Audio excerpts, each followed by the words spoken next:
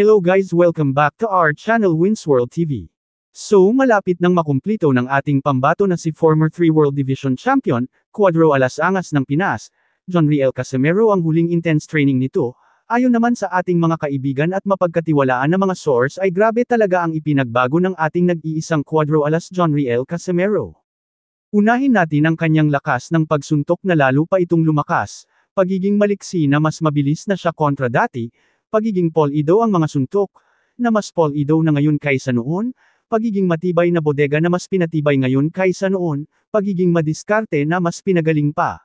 Mabilis na galawan at suntok na mas pinabilis at mas pinalakas pa ngayon kaysa noon at marami pang iba.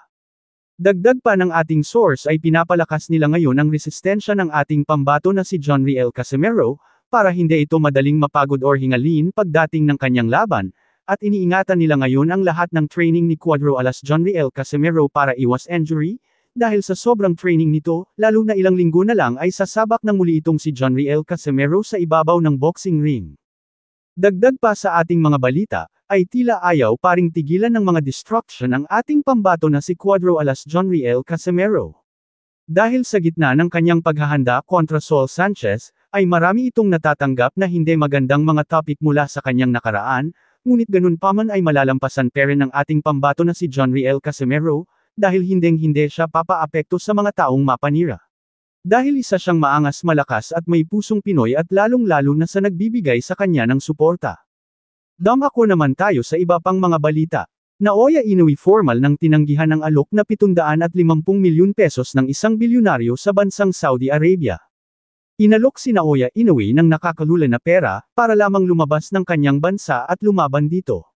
Sagot naman ng Team Inoue ay ang paglaban niya ay para lamang sa karangalan ng kanilang bansa, sa larangan ng boxing at hindi daw sila umano lumalaban para lang sa pera. Ngunit ganun pa man ay duda talaga ang bansang Amerika sa kakayahan ni Naoya Inoue, dahil kung isa ka talagang malakas at tinuturing ang sarili mo na halimaw ay hindi niya dapat tinanggihan ang alok ng isang bilyonaryo sa bansang Saudi Arabia. At meron din nagsasabi at nagdududa na kaya ayaw nitong lumabas ng kanyang bansa para lumaban, ay meron itong ginagawang anomalya, itong Team Inoue. Kaya kahit alokin mo siya ng daang-daang milyon or bilyon ay hindi talaga ito papayag na lumabas ng kanyang bansa.